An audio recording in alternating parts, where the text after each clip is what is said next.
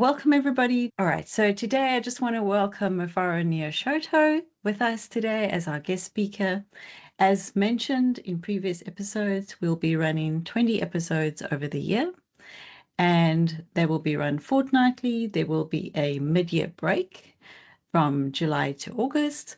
And so we're looking at having great guests from all over the world share their stories around AI and so forth. Just to introduce our hosts for today. So co-hosting with us is Omar Gawad. He comes up with wonderful questions for our guest speakers, some tough questions sometimes for our guest speakers. Omar is an architect, he's an analyst, he's a strategist. He also runs his own YouTube channel, which is the Analyst Architect. So do check that out. Really great work, and thanks for organizing this for us, Omar. Appreciate that. Today, stepping in for Alain, we've got Spies. And Andre is the CEO and co-founder of Aidon.ai. So he is working as an architect for several years. He was formerly the CIO of Swanee Municipality, and he brings a lot of insight into what AI, architecture, analysts, and all of that has on the table with practical advice. And Andre is particularly good at providing practical advice to our teams. So thank you, Andre, for stepping in today. Appreciate it. And then myself, I am Deirdre, and I run Aidon as well. I'm a co-founder of Aidon, and I also have Agora Insights, where I train people from all over the world on architecture, analysis, and AI. And I've been going now for about 8 years. And we have learners from almost 100 countries.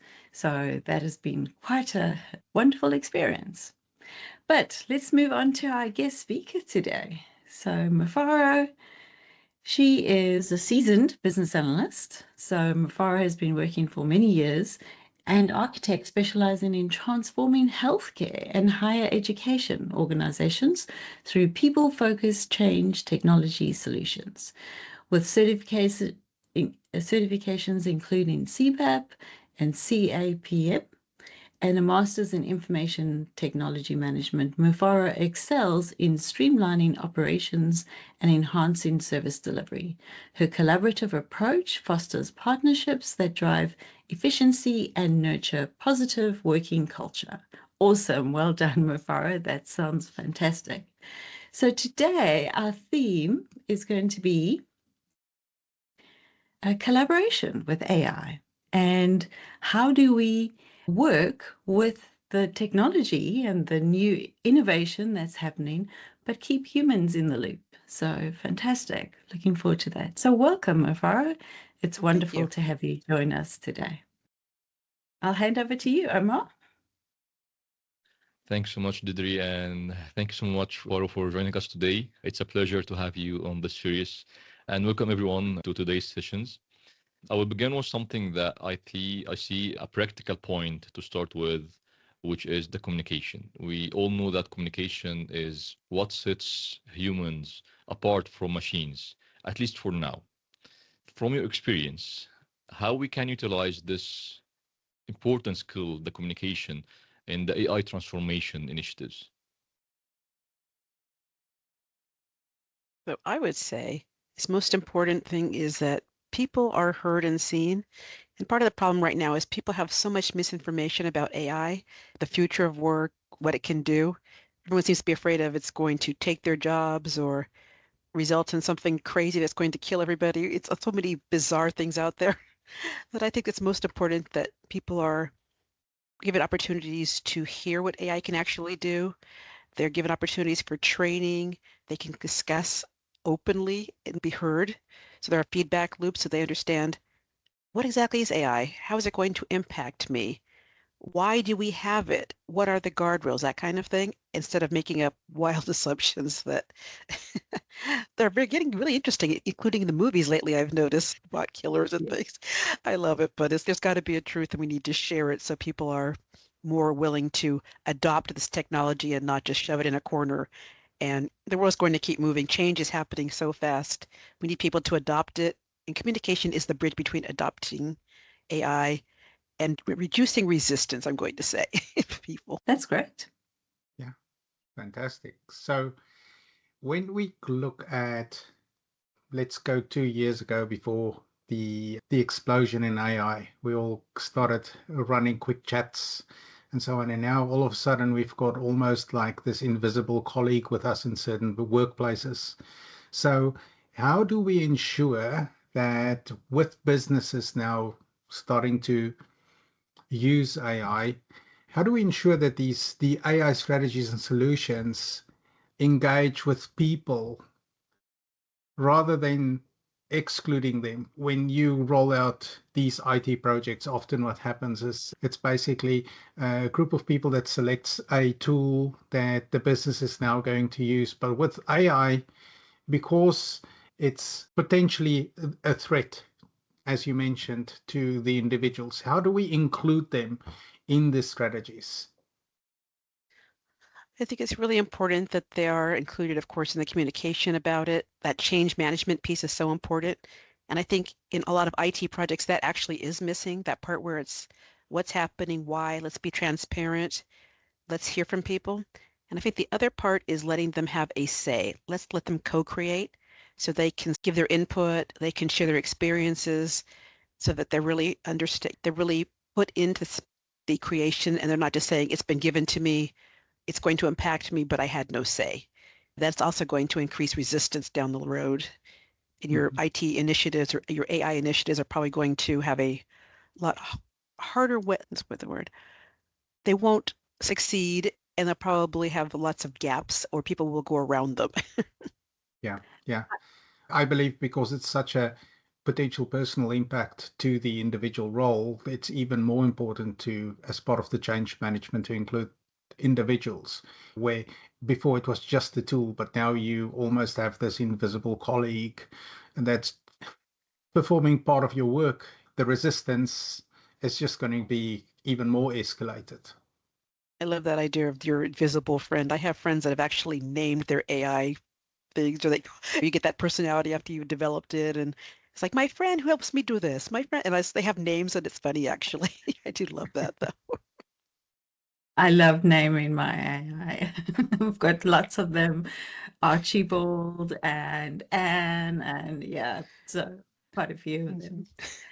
I was wondering, with regards to those questions, what if people in organizations are really keen to use it, but the business doesn't want to? Because that's the other side of it. A lot of the guys are going, hey, we've got this tool, we could really use it, but now we don't want to use it. So I'm going a little bit off script here, but I was wondering what if not that they're resistant to it, but they eager, but there's guardrails in place to say, no, hold on, you can't use it. That's another problem. Yeah. I think that's a really good point, but I know, especially where I am in California, Silicon Valley is down the road somewhere. People actually have, a lot of people have been using it, but not using the right edition or version. So they're using their own private, which is unfortunately exposing companies to their AI, their IP is being exposed. They could be losing things. They're sharing things that don't need to be shared. I think there need to be rules and processes that say, we're going to use it. It can make our lives much easier. We can process things faster. It'll get that grunt work out, but we have to make sure that companies are telling their employees how they can use it, give them the instances that they can use, because no one wants to use their IP and say, I could have had that next great product and boom, put out there and now it's all gone. But I think, yeah, there's a lot of, I've heard people saying they're secretly using it and that's kind of makes me cringe. But yeah, companies have to realize it's coming. We can't just push it in a corner. If you're not using it, you're going to get behind. You're going to become, what's that, obsolete? That could be a great differentiator for companies. So they need to actually get the right architects and people in board to help them with that. Yeah, agree. Because it's like saying, oh, we're not going to have the internet. And that's what happened 30 years ago. It's going to happen. It's here. It's here. I agree with you. So maybe just moving from your experience, if we look at at cross-functional teams. So how do cross-functional teams communicate their AI projects? What are the ways in which we could look at their mindset to understand that this is a collective thing, not just a single project in isolation? And I know this happens often in projects because AI projects often bring very different perspectives, different teams together, analysts together, and so forth. And so communication is really important. So how do we manage teams working across the AI projects and so forth? That's a good point, especially when you have, as you put it, business and technology teams. One of them is probably really keen to implement it, and the other one's probably going, what are we going to get out of it? So I think the most important thing is to understand the why. What is the business need? Not just go, we're going to go implement something because it sounds cool.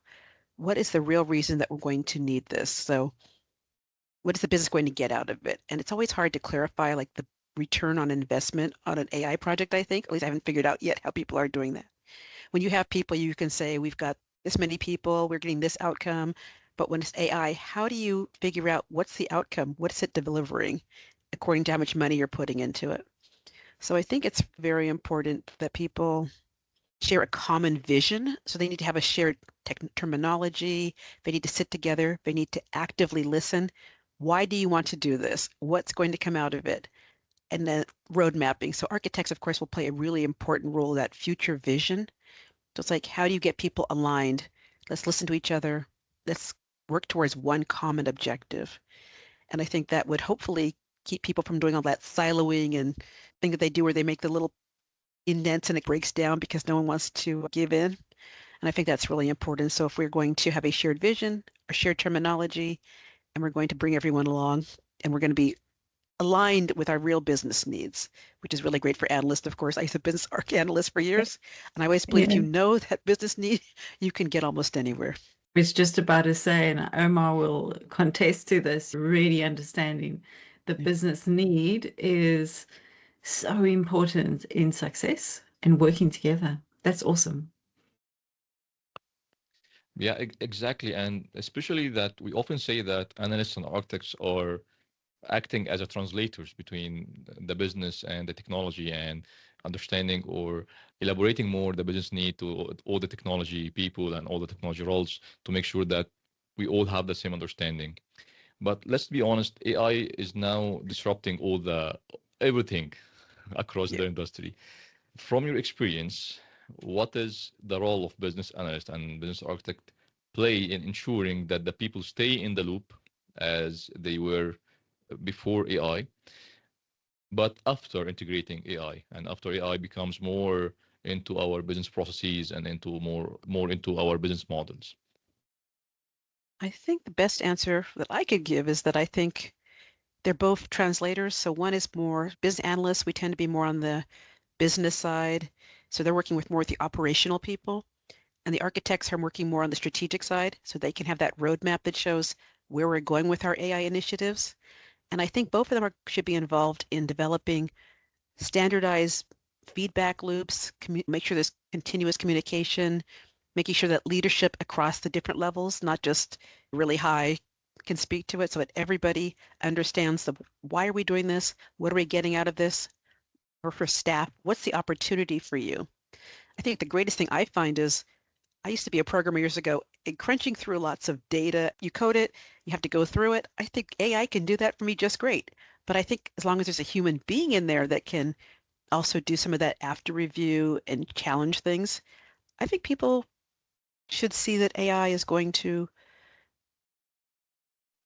get rid of a lot of the things that we don't want to do, those tasks that are just tedious and make our lives, what do they say, keep that strategic high-level work, the more meaningful work that you can do.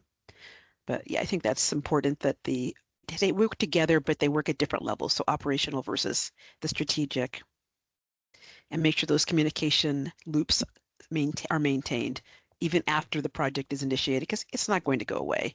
And you don't want people to go change management. If you don't keep people in the loop and keep them fed with information, they're going to go back to their old ways. We don't want that. I really like what you said about the architect and the analyst being translators at the core of it.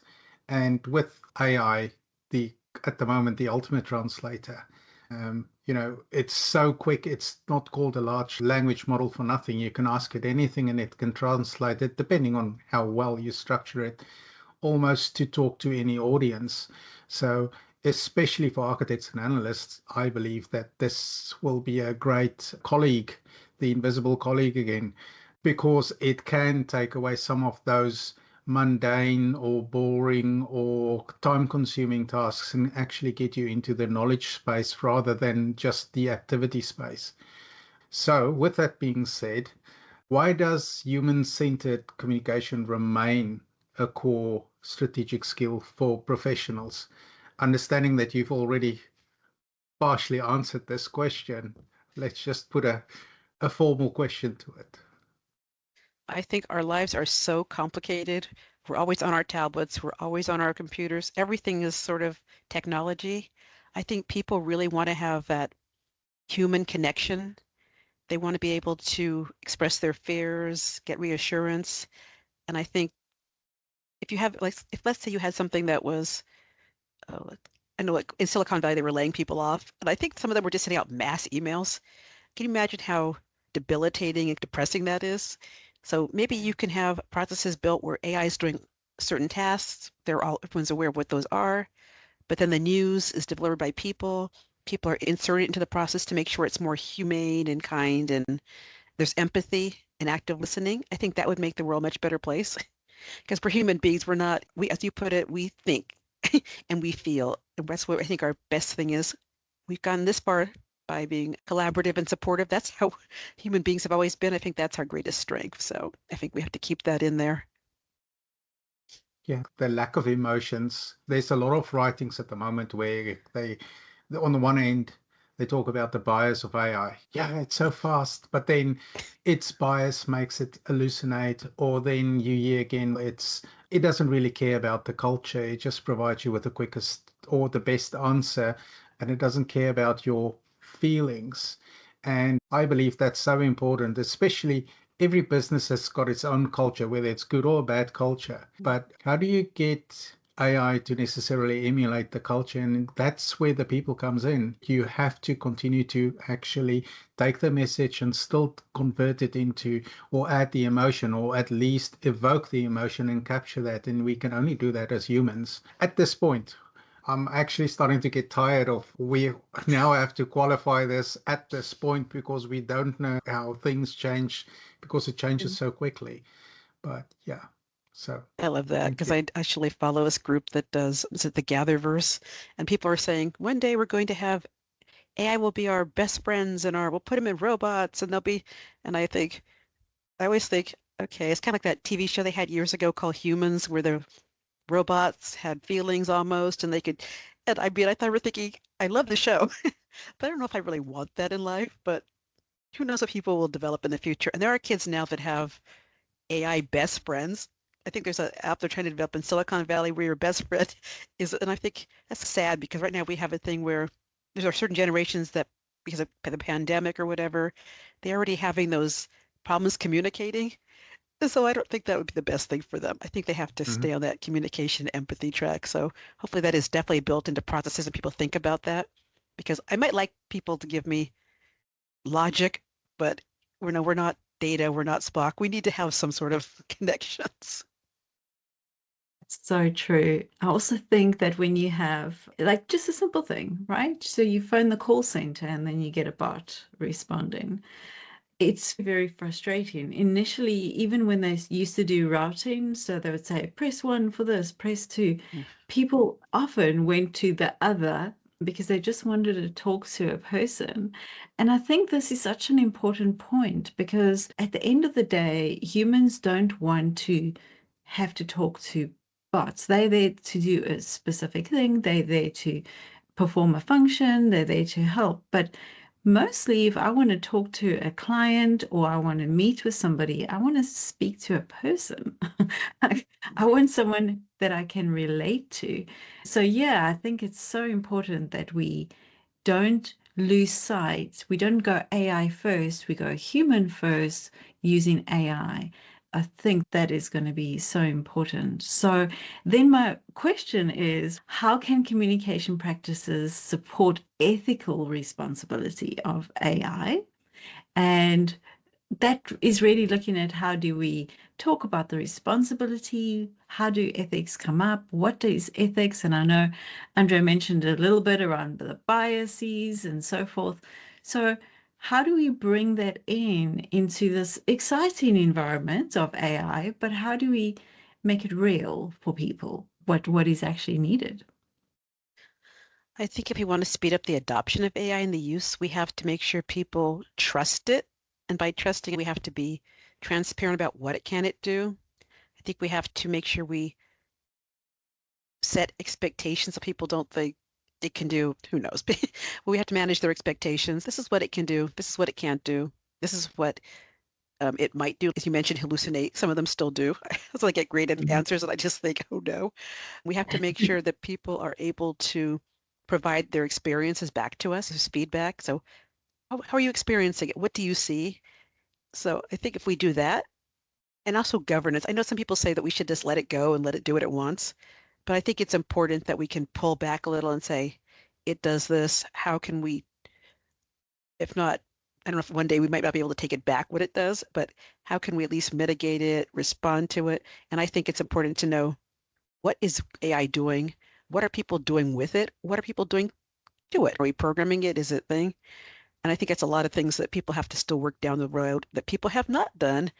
And maybe the next 5-10 years that'll be answered. But I think it's going to come down to, do people trust the system? I know people probably had a hard time when they gave up their data for automation to banking online and things. But how do you overcome resistance? And how do you make people want to use it?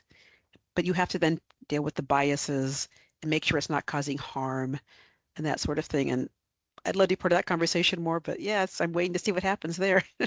Yeah. It's challenging. Yeah, it is. I want to get back to a point, Mufaro, you mentioned regarding the cross-functional team and the communication between business and technology, and how we can manage the expectations between what the business needs and what are really needed, or what are the capabilities of AI. From your experience, what have you found the biggest communication issue or challenge, let's say, when aligning what is possible technically with the needs of the business? I think it's unrealistic expectations about what people can get, or people are just afraid of AI and what it might do to their processes, their jobs, their team. And I think where it's hard to say, we keep hearing on the news, it's going to come and take all these jobs. I think instead of that, we need to think of, what is it going to give us actually? What's the opportunity? What are the benefits? How will your job change? Not, here are all the negative things, and we'll just check you out and some robot's going to come and do your job, or chatbot. So I think when people are aware of what can it really do, and I think there's also a thing of, I don't know how the costs are determined around teams and AI yet. I think all that has to be made aware to people so that they're not feeling, oh, if it comes in, this whole team might be obliterated, or my team's going to lose, and the tech people will become more valuable. So that has to be worked out in the organizational structure. But yeah, so handling that expectations, especially, I think, is that, and yeah, conquering the fear. Yeah, to some extent, I think what's really hard, because you mentioned before, we need to see how it goes, and then also managing those expectations. I think what's missing at the moment is, how do you measure something? How do we put in place some measures on the unknown? Because also, as mentioned before, with the adoption of the internet 30 years ago, it took quite a while for the adoption, and most people, it was also an access issue. The technology weren't there, not everybody had the internet, and then when you did have the internet, nobody in your house could make a phone call. And I know for the younger people that doesn't make sense, but that's certainly something I went through. So now we're sitting in a situation where we know it's going to change. We know we're going to go through the same cycles and so on, but at seven times the speed of what we went through with the internet, for example. So my formal question to you is, as AI will become more prevalent and it will involve or touch more and more people, even the children, as you mentioned, with their best friends potentially. How can we make sure that the communication doesn't just become an exchange of data, just an exchange of information, and lose that emotional intelligence, I suppose? Yeah, it's sad. No, I think we're going to have to make sure that people are involved. So if we're going to use AI for projects, we have to make sure we have clear roles and clear activities that it will do. And we have to make sure that we also have continual training. We have those continuous feedback loops. Because, yeah, can you imagine if you just keep getting everything is processed and you just get sent things and there's no context to it, there's no human like empathy, no logic behind it. So why did I get this? You just got it. That would probably destroy most people. You have to have that human connection still. We still have to have, remember, people like and trust and want to work with people who they can talk to, they can build trust with.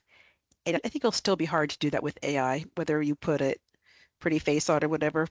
People will use it, but how do you get them to use it, like it, trust that they're getting the right stuff out of it? You have to have human beings still involved somewhere in that process, whether it's at the intermittent stages or it's the end. People have to be involved. You can't just hand it over. And I know I've heard someone say that it was Sam, but his kids will probably, AI will be smarter than his kids. Maybe, but I like to think they'll still be teachers and different things that'll keep them, help them use it and understand it and provide governance. So we can't just hand everything over to AI and technology. That's so true. And to what you mentioned before, in the workplace, I think we all have you can work with a team of colleagues, but you can have your favorite colleagues, and it's because that's built on a personal relationship or personal connection that you have at the workplace. So we've got our favorites, and even if it's not like a professional friendship, we all have the preferred individual that we would assign a task to because we trust in what we can expect from them. And to a very large extent, if we lose that, I think you're potentially going to lose what makes the team or what makes the business. Yeah, thank you. Yeah. I'll just say a little bit more about that. And actually, there was a really good point mentioned about our conversations aren't about data, right? We're not the machine. Our conversations are around the human experience, what we see, what we feel, what we go through, and all of those kind of things. So, and AI is just built on data and historic data, to be fair. It's not even built on what might be in the future. That is for us to say. That's AI can make predictions, and it's pretty good at some predictions based on the data, but you never actually know what the future will be. And I think that's where we're really good. So sometimes it's not the tech or the timeline that makes the difference, but it's how people talk, listen, and collaborate. So do you perhaps have an example of where a strong communication helped rescue or accelerate an AI or digital transformation initiative? So where it made it very clear that if we were not communicating correctly, this could have gone very differently to what we expected. No, actually, I could not think of one. I've had some projects that have gone wrong because people weren't communicating or they tried to keep their knowledge sharing was low and they were afraid of what was going to happen. But no, mostly, I think a lot of the companies I've been working with, they're still trying to figure out AI. They're still trying to figure out if they're going to let people use it in the way they want to use it, which is why people are still hiding it in the backgrounds. And it's interesting to watch where we have to get more training out there. There are people who their favorite thing to say is here's what they use it as I call it a basic cleanup. They're not really understanding the power of AI and what they can do with it. So it's interesting watching as people here, especially where I am, try to figure it out still. And the people who have already figured out and built tools and it's amazing to see. So I guess I just have to wait and see, but I'm hoping that people will understand that as long as you make it accessible to everyone, I think that'll be the greatest problem. People have to have access. People have to be kept in the loop and provide feedback. And I think it'll be really amazing to see how projects go. But right now, I think it's still a battle between what they're going to let people develop with their AI. Yeah. Maybe just one additional question on that is, in business analysis, one of the very important things we have to do is validate and verify. And we have to go through a process of going, okay, are the requirements correct? Are we validating those requirements? Are we getting the best option? So is it feasible, or what we are doing? And when working with AI, do you feel like there's a level of that validation and verification that's happening, or do you feel that kind of skill of validating is we're just trusting the outputs that you get in from AI and go, oh, this sounds really good because it's written so beautifully. But actually, when you dig a little bit deeper, you go, oh, it's not quite what I was thinking. So what are your thoughts around the validation and the verification process that we've had to traditionally go through, but now we're having to look at AI slightly differently because it's very convincing? I think it depends on the tool. I've noticed I like to use the different tools, whether it's Chat or Claude or whatever. They're all fascinating what they'll give back. I always tell people that they should feed information to Chat and then look at it. I've seen people just go, I'm doing this project and give me a bunch of requirements, and then they try to back end it in a weird way. And that's not what an analyst is supposed to do. That's almost like taking us back to being more, not order takers, but that's not our role. I think that people need to understand, go do your stakeholder engagement, go collect the things, go understand the real need, because yeah, Chat, GTP and them are so good at pulling data from the different things that they have that they can make up a whole use case and give you, but are those real requirements? Are those real? Did you really validate it? Did you check it with people? And I think that's going to be a problem for people who are maybe newer analysts and don't understand that it's supposed to help us. We don't start with it. We use it to help with our work. And then you need to do that verification and validation, get those sign-offs, all human activities. You can't just hand those over, but I have seen people trying to do some interesting things with that. So And I think you're making a really good point, because this means that the upskilling of the roles need to be done, because you're going to have to sense make a lot of the things that's coming out. And so even though, let's say, capturing the information is quicker using AI, it doesn't always mean it's better. So it's quantity versus quality. And people are going to have to really learn how to analyze. I've always said this is so important, because in projects we've really just needed boots on the ground, right? And the analysis bit hasn't been that important. It's been, oh, how many people do we need to get this project going, right? Whereas now it's, what kind of people do we need to get the project going, and what level of understanding. So humans need to become more knowledgeable in their role compared to what they, before it was like, this person knows something, we'll get them on board, right? They're going to know it's going to, and you're right, the training, truly understanding the environment, that's going to be so important. Yeah, so I agree. they can really elevate the profession instead of just going, yeah, we'll let it thing. And then, yes, they can really do that high value work and deliver better outcomes. Exactly. I think what I took from what both of you said is that one of the potential positive, unexpected, well, I didn't expect it until this interview. One of the unexpected outcomes of this would potentially be more defined role definitions for humans. The traditional job description that you apply for, and there's always that final sentence or final paragraph or anything that your manager might expect that's reasonable. That could include potentially anything, but also to the business analyst who's not really a trained business analyst or I'm not picking on business analysts, by the way. I'm just saying, if this is just collecting information and putting it in a document as requirements and you always got away with it, now AI can actually do a far better job from just taking a transcript from a meeting and putting it as requirements. So you actually going to upskill to the role as it's defined and not just put information on a sheet of paper or on a screen anymore.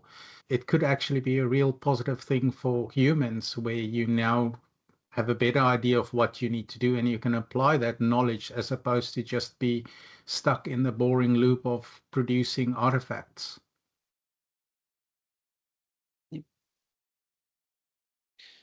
I totally agree with you, Andrew, I think, and I can relate with what you are saying, especially in nowadays where any AI tool can replace whatever tasks any business analyst or even the architect as well can do. I won't say deliverables or full deliverables, but it will prepare some artifacts instead of business architect or business analyst. So I think the communication part and the interaction part is crucial.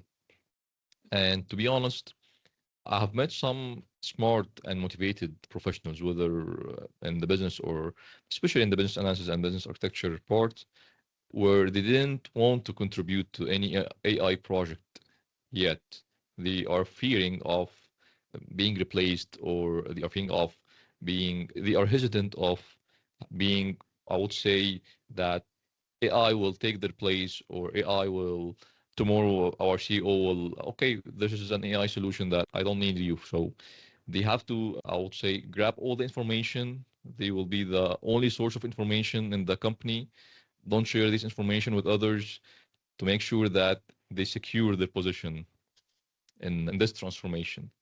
My formal question to you, Mufaro, in this regard, what advice do you have that you can give to these professionals that, okay, it's fine to contribute to AI transformations or projects, even if you are not speaking the tech language, or even if you have the fear or you are hesitant that you will not be able to be replaced or something like that? I hate hearing about people creating silos like that. I think the most important thing is you could become that translator, translate the business need to the technology team. You can be a champion. You can own the business need or the problem.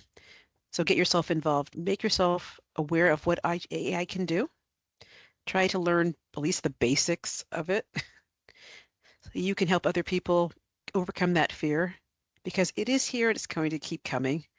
And I think it's important that if you can champion it and you can be that bridge, then you can have an input and help co-create that solution. I think the fear is probably, everyone was a little fearful probably at first, like you mentioned, the internet. It's here. Everyone loves it now. Can you see a life without it? And I think in a couple of years, people will be like that with AI. It's more, what can it do? How is it going to help me?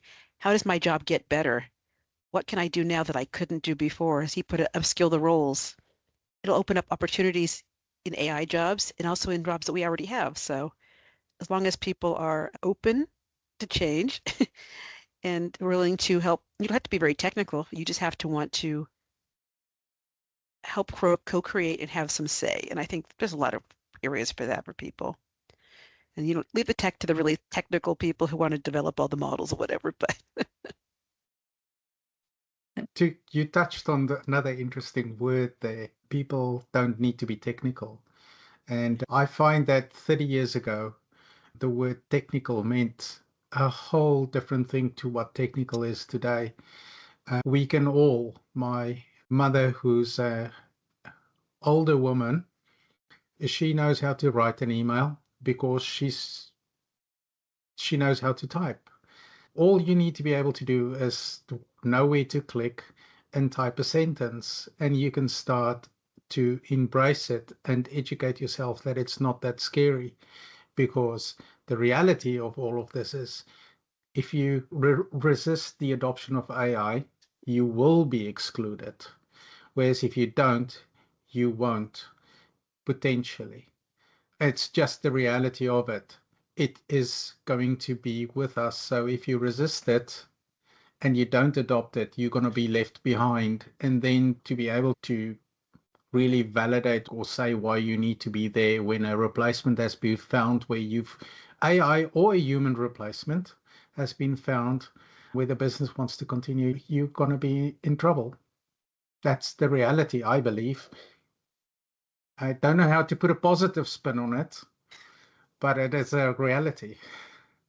Well, I Don't think be the that person positive who gets spin is- replaced.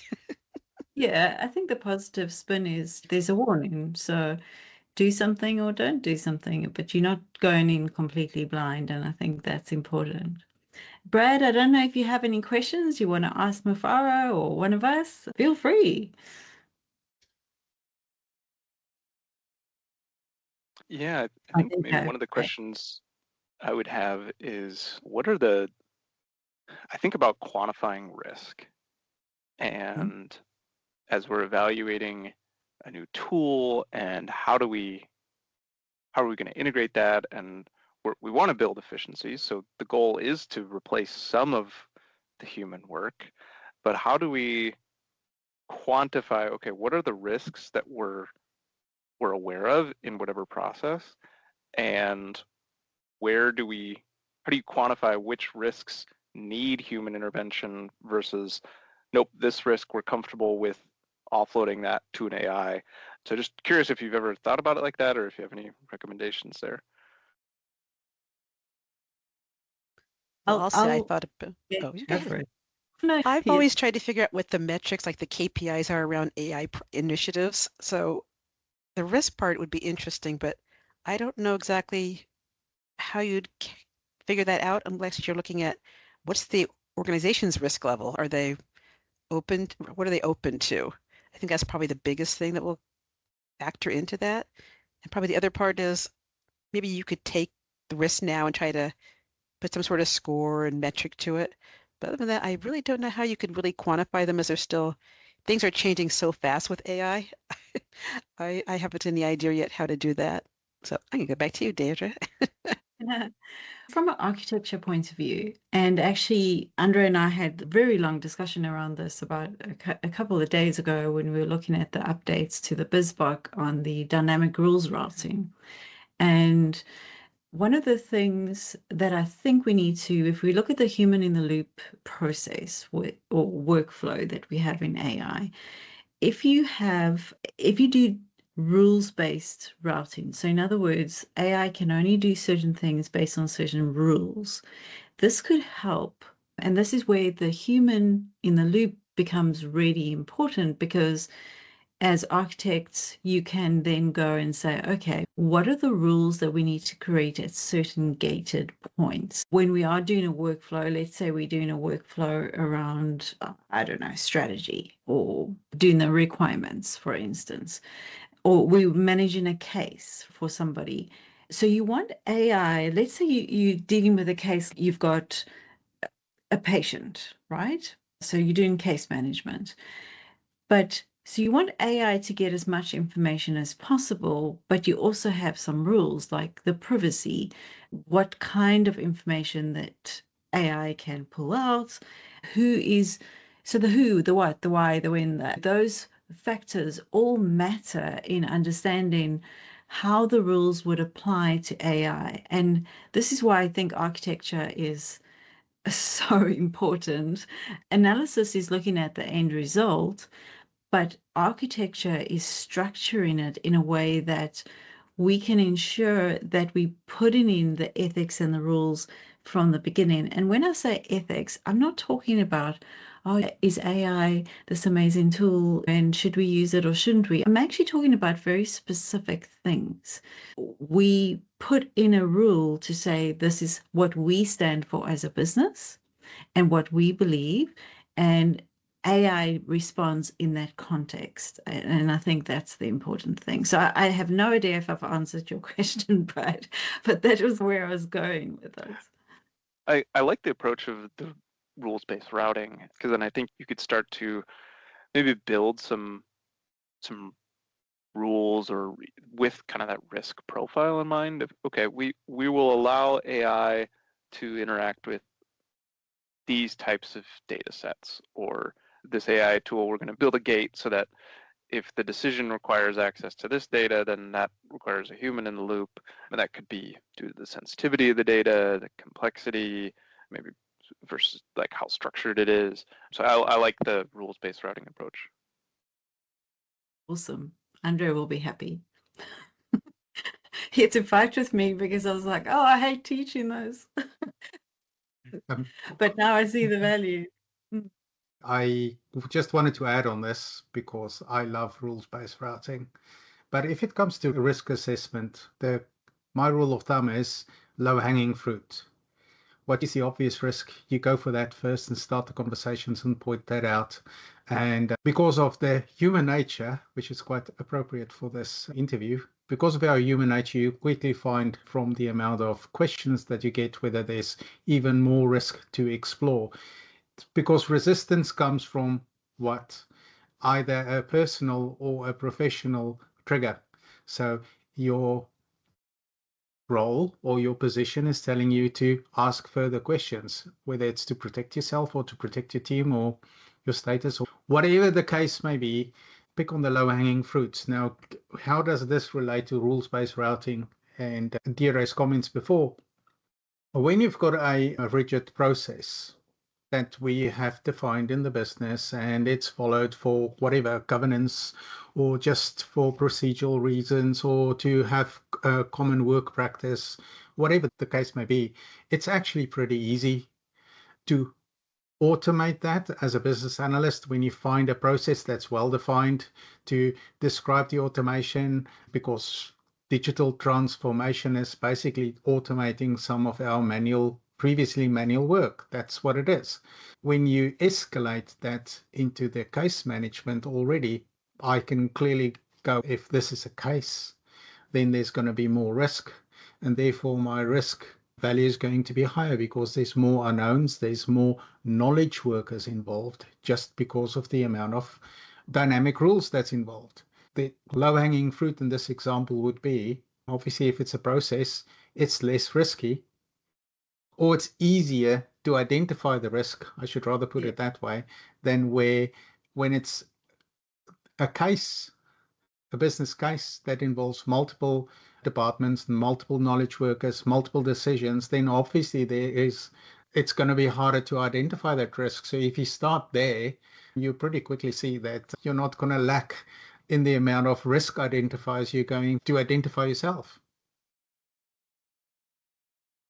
I also think that, what your point there around some of the low-hanging fruits would be processes that we know are simple, they can use, and AI can do them.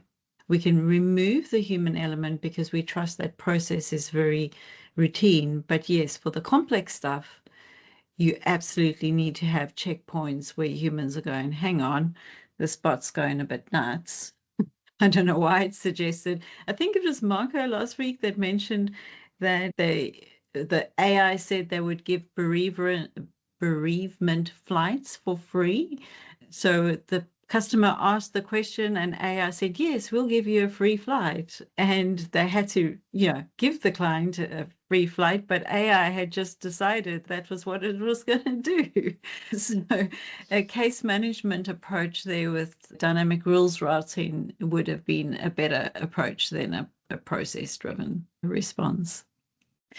Anyway, we deviate somewhat, but hopefully, Brad, that has helped you, and we will look a little bit further into that next week when we do the BizBoc update 14. So yeah, that's some good things coming up there, and I think it will be quite exciting. So thanks for a great question.